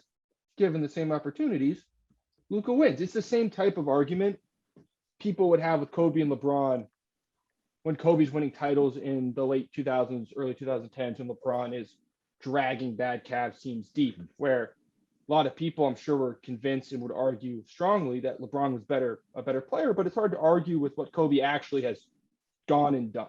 So I'm going to stick with Luka. I think he's the best player, and I think he will be. I'm with Sam. I don't think you hesitate to take him if you're building a team. And to me, that's the real question that exposes the biases, is whoever you think you would want to grab, knowing that you don't know what you're putting around them. You got to make whatever you get work. I'm taking Luka, but Tatum elevates right up there and gets to stake claim to that title until Luka comes and takes it from him if he were to win the title this year. That's At the fair. end of Because the day, like, go ahead. go ahead, Andrew. No, I you go was ahead. just going to say that Tatum has had the opportunity to get comfortable with really the same, outside of the Kyrie drama. It's the same core of players for his entire career. Whereas Luka's the best player he's played with and his coach are both like sex offenders, and he's just been playing with bums. So like, it's not really fair. He also ran into Kawhi Leonard, Paul George tandem in the first round 2 years in a row. Yeah. Yep. Prime Kawhi Leonard. At the end of the day, what's the end goal in the NBA, in professional sports? It's the end goal. Win a championship. Win a championship. So, in 2 weeks, when we're looking at one guy with a championship Yep. and one guy without, I'm taking the guy with the championship. I'm taking the guy that led his team. I want the guy that led his team to the promised land and delivered. And and you're absolutely right about the situations. Like, you're absolutely right. But you still have to, if you're in the situation, you got to come through. And it's way harder to win any championship than it is to make a nice little run to the Eastern Conference Finals or Western Conference Finals. As a Celtics fan over the past few years, I can tell you. That's fair. Getting to the conference finals, listen, you can get there and you can drag a team, can be great. Like, look at the Atlanta Hawks. Trae Young dragged them to the conference finals last year. And he only plays half the game. Right. And obviously, then they got absolutely bum shanked by Giannis. Right. Yeah. Right. And like, obviously, Luka's in a whole nother stratosphere compared to Trae Young. But winning any championship is way harder than dragging a team to a conference finals once. That's fair. That's fair. And you as well as you play. You hear people who have athletes who have been there and done it say and emphasize how much harder it was to actually get over the hump and do it, as opposed to just get there and get close. So, Andrew, that's the argument I'm willing to concede, that you get to stake claim to that if he wins the title. And I can't argue those points. I would just personally stick to what I believe is the better basketball player. Yeah, and also, I mean, if you look at any team that's won the championship and then you watch them the year after, and you just see how much more poised they are and just aware of the moment, it's pretty crazy. Except Milwaukee. No. Drew Holiday didn't learn a goddamn thing winning a freaking title. Yeah. Neither did Bud. The only one that learned anything was Giannis. Coach Bud's trying his best. But did we expect Bud to learn anything? Yeah. Yeah. Anthony Davis didn't either. Anthony Davis got worse. Disney was a real thing. The guy won a title and was like, Anthony Davis. Play Call of Duty and go to Packers Disney. Games. I don't even like this basketball thing anymore. Yep. Well, I don't know. Even look at the Raptors the year after they won. Kawhi left. They were still a really tough team, right? Just as an example. So, any team that gets there and wins, it's the hardest thing to do in sports. All that means is when Luka wins the first one, he's going to win like 4 in a row. All right. It's time. Jesus Christ, Mike. For Sam's send-off by Sam. All right. So, Sam, go ahead. The floor is yours. Guys, the quadruple freaking 20 Mavericks LeBron'd it. It was so bad. It was so bad. They went no need. First of all, we're talking about LeBron today. They bottled their chances in the Premier League. They should have beat some bum teams, and they drew them, which opened the door for Man City. And Pep Guardiola's masterclass of managerial tactics never looked back. So Premier League shot. They win the FA Cup, but it's against Chelsea. Chelsea are the Miami Heat, where it's just like annoying that they're there. You never actually think they're going to win anything. So that happened. And then they go to the Champions League final against Real Madrid. And Liverpool are clearly the better team. But Real Madrid were very Celtics-y. And like one of my friends just actually texted me this in the first round. They beat PSG, which is like the Nets, right? Where they've got like Messi and Neymar, but they can't actually play together. In the second round, they beat the defending champions in Chelsea. And in the third round, they beat Manchester City, who everyone kind of said, like, that's the 1 seed, that's the best team there is. So they beat all 3 of those guys. For some reason, I just looked past that and was like, Liverpool will figure it out. Turns out Liverpool's tactics went to shit, and all they did was kick the ball to Mo Salah and just say, go to work. And he went to work, but at some point you have to like turn on your car to drive to work, and they couldn't even do that for him. Liverpool only lost 1-0. It felt like they never had a chance of getting the ball in the back of the net, and it just happened. Their second best player just said he's leaving. So this Liverpool reign might be it. They're replacing it with Diego Jota and freaking Ben. Who's the Diaz? Who was Diaz? No, they're trying to get Dembele from Barcelona. Oh, he's been hurt more than he's actually not been hurt. He actually led La Liga in assists this year, Sam. But yeah, continue. Bro, I could lead La Liga in assists. It's a circus. Point being, I fear the worst. Meanwhile, Manchester City are bringing in what I think is the most clinical man in the face of the earth right now, Erling Haaland. If they don't win everything ever, it's a fail, and all of their players should freaking get shot in the face because it'll be a disappointment for the sport. So it happened. It's done. Arsenal freaking blew it too. Oh, They did talk about a choke job. Yeah, tell us about that. Yeah. We were up Tottenham 6 points with a game in hand. Freaking tied a Brighton, freaking tied all these bum ass teams, and we just shit ourselves all over. Now we're back in 5th. We probably weren't Champions League talent anyway, but the fact that we were that close just makes it ever more painful. Yep. So Let it out, Sam. Let it out. Could you say they bottled that opportunity? Bro, they bottled it so hard. Like the most bottle, like so many bottles. It was just bad. It was just so bad. And like you knew it was coming. I like how you have a stack of empty water bottles on your desk or whatever. Very small ones too. Yeah. Dude, get the bigger ones. You're wasting plastic. Yeah. Like I waste plastic all the time. I don't I have a was gonna say- reusable water bottle. But I get like one and it thing. lasts me like 3 days. Come on now. Like a Yeah. camel. So that's Don't the you capstone. have a water bottle. I can't find it right now. Of course. Sam, Lost, just like Arsenal and Liverpool. when am I getting invited to the Posman pickup games? We might run it back tomorrow night. What's up with this? All right. Might have to run it back. We might run it back tomorrow night. I Ben, could. can you settle a debate for us? Yeah, of course. So when Sam sprained his ankle, he was playing you in basketball.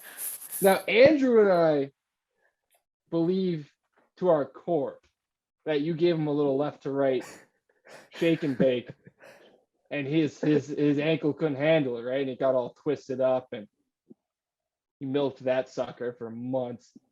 Right. He claims, I mean, I don't see how this is very plausible. I've played basketball my whole life, that he like came down on someone's foot or on the base of the hoop and sprained it. I never heard of that happening, but Me neither. yeah, Never happened to me in my life. It's never happened to me, especially not 8 times in high school. Especially not like April 2022.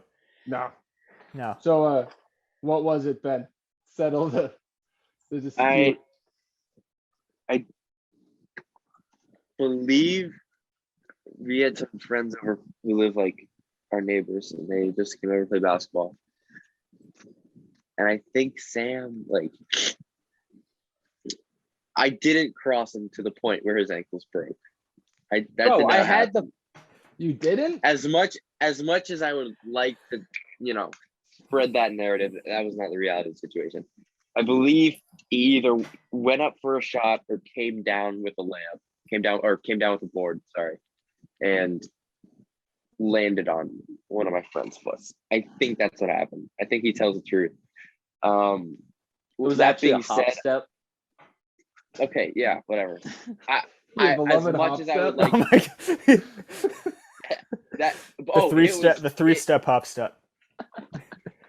it's Dude, the most the Posman unathletic hop travels- step known. Bro, Oh, the my positive You should have travel. seen his spin move today. He took 4 steps. Yeah. He went like he led with his left foot, planted, and just like stepped with his right foot, and then moved his left, and then planted again with his right to face the basket, all with the ball in his hand. Dude, actually now this traveled out of the country and back. It was the most Traveled more egregious. than a circus, dude. Unbelievable.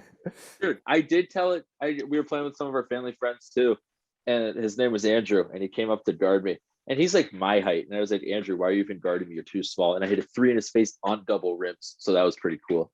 Oh, you playing double rims? Fucking Falmouth, man. I don't want to come anymore. They're not that bad. FCC They're not that violation, bad. Sam. FCC violation. Way to They're go. honestly- Dude, not that's that 2. All right. They're You not get me even riled up. small You got me ones. talking about Arsenal's failures, and you're questioning my validity. All right. Before we have to get in like the beeper for Sam every time he talks, let's end it off there. Wait, Hey, hold on. guys. Can I do one more thing? Oh, go ahead. I want to give Send Ben off, Sam. Posman. I want to give Ben Posman 30 seconds to talk about Nikola Jokic. Oh, you don't want to do this, man. The honorary Nikola Jokic segment. He is legitimately the most overrated player in the history of recent basketball. And by recent basketball, I mean of all time. He is as far as 2-time MVPs go. It is Be careful here. the gap between him and maybe Steve Nash and everyone else is just so vast and incomprehensible to me. If Giannis and Jokic are being compared in any current debates in the NBA, like who's better right now, Nikola Jokic to me is not even. I don't think he's a top 5 player in the NBA. I think he's not a.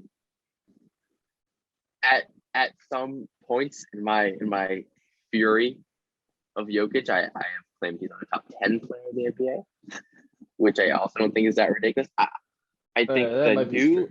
That might be a little too I much. think the new wave of advanced analytics and that completely overvalues rebounding. PER is a rebound machine. It is. It's a rebound machine, and I just don't think Jokic is that guy. Some guys just are that guy. Giannis is that guy. You look at him and he's like, that's that guy. Jokic is not that guy. Last question, Ben. Yes. Jokic or Bill Russell? Who are you taking in a 1-on-1? 1-on-1. One-on-one, I don't know. Easy. I think, like I said, Bill Russell's like glorified Andre Drummond. That's my Oh that's my my God. take. You did not just do that. So it But- runs in the hold on. So it runs in the family then. He's just off the cuff.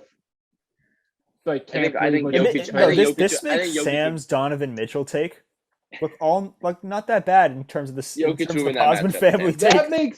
That makes Sam's, if you replace LeBron with current Michael Jordan's take, not even that I'm bad. just saying, if he That's played atrocious. if he played in today's NBA, that's what he would be. However, I'm not holding that against him because you have to compare players to the era that they're around. Dude, But I I'm think saying if Sam- he did play, it would be Andre Drummond. I think Sam is actually like more athletic than Andre Drummond. Thank Like, you, guys. If you made Yeah. Sam 7'2", he would be better than Andre Drummond. I think And Sam. would that's still what be I- nowhere close to Bill Russell. With the footwork he has now, by the way. I'm not like adding skill. Yeah. Like Bro, I got nice traveling. footwork. No, Sam finishing- Posman has No, better they footwork add- than Andre Drummond. Add a third step to the travel rule. Like, I'm top 5 player in the league. Well, dude, I mean, in the 5'7" NBA, it You is. can get away with any. You can get away Yeah, with you murder can get away in with the a lot of that NBA. stuff. Kareem Abdul-Jabbar punched the guy in the face in his rookie. The guy He was almost in his killed him. first game Yes. ever. The guy almost NBA. died. He was Yeah. like in the hospital getting like saved. This was when Kareem was on the Lakers. This guy was the first round pick for the Bucks, the team that is like made Kareem like he was a 3-time MVP for the Bucks. This guy's like, oh my God, I play for the team, and that's their biggest legend. 2 minutes in his first ever NBA game ever, he gets sucker punched in the face. It was a different time. On that What a note, way to end it. thank you guys so much for listening to yet another edition of Courtside. We'll be back here for the championship celebration in a couple Will be. weeks. You can't eat Sam Tatum Ruffles. You can't eat Tatum Ruffles Or- virtually, but we'll figure it out. No, everyone, we're having a fucking potluck for the Tatum Ruffles. We're gonna have Tatum Ruffle crab cakes, Tatum Ruffle crusted chicken, Tatum Ruffle straight up. Every sort of Why don't Tatum you just Ruffle. hold on to the Tatum Ruffles and sell them when they get some value? Bro, I'm gonna eat them. It's not about If I it's- get to this- eat the Tatum Ruffles in their second year of eligibility, the scenes will be immaculate. before pre-expiration date. It'd be Nah, crazy. we're already a year overdone. No. But like expiration Dude, date on that's chips, nuts. it's They don't like you add 2 expire. years. Yeah, Expiration dates are just like gentle reminders. They're Like, suggestions. loose This is terrible. suggestions. I'm going to bed. I can't. All do right. this. Like, Need Thank you to- guys so All much right. for listening. We'll be back soon. Celtics in 6. 7.